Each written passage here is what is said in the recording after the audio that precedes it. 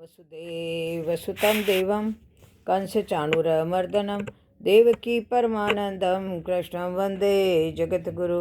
कृष्णं वंदे जगतगुरु।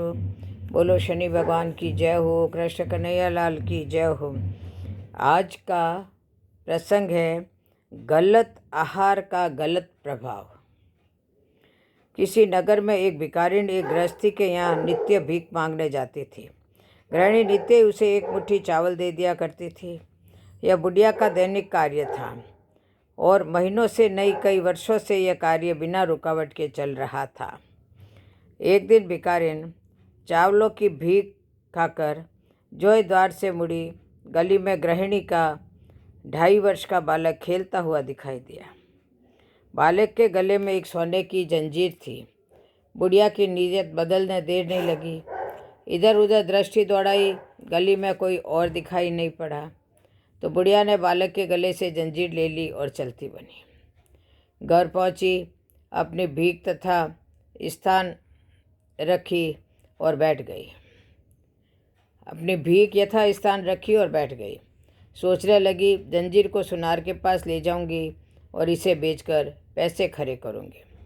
यह सोचकर जंजीर एक कोने में एक ईंट के नीचे रख दी। भोजन बनाकर और खा पीकर सो गई। प्रातःकाल उठी, शौचाती से निवृत्त हुई तो जंजीर के संबंध में जो विचार सुनार के पास ले जाकर धनराशि बटोरने का आया था, उसमें तुरंत परिवर्तन आ गया। बुढ़िया के मन में बड़ा क्षोभ पैदा हो गया। सोचने लगी, यह पाप मेरे से क्यों हो गया?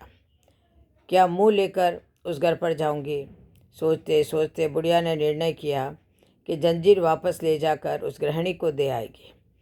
बुढ़िया जंजीर लेकर सीधी वहीं पहुंची। द्वार पर बालक की माँ खड़ी थी। उसके पाँवों में गिरकर हाथ जोड़कर बोली, आप मेरे अन्नदाता हैं। वर्षों से मैं आपके अन्न पर पल रही हूँ।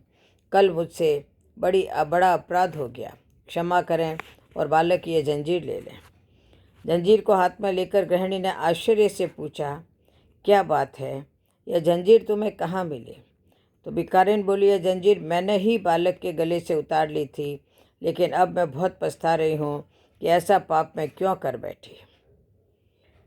गृहिणी बोली, नहीं, यह नहीं हो सकता। तुमने जंजीर नहीं निकाली, यह काम किसी और का है, तुम्हारा नहीं है। तुम उस चोर को बचाने के लिए यह नाटक कर रही हो। उसने कहा, नहीं बहन जी, मैं ही चोर हूँ। कल मेरी बुद्धि भ्रष्ट हो गई थी।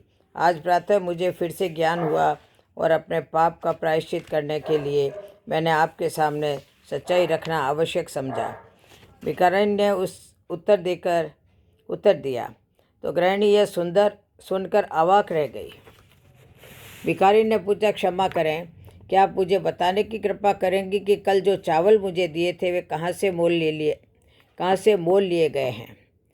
गृहिणी ने अपने पति से पूछा तो पता लगा कि एक व्यक्ति कहीं से चावल लाया था और अमुक पुल के पास बहुत सस्ते दामों में बेच रहा था। हो सकता है वह चुरा कर लाया हो। उन्हीं चोरी के चावलों की भीख दी गई थी। भिखारिन बोली, चोरी का अन्न पाकर ही मेरी बुद्धि भ्रष्ट हो गई थी और इसी कारण मैं जंजीर चुरा कर ले गई। वह अन्न अब मल के रूप में शरीर से निकल गया और शरीर निर्मल हो गया।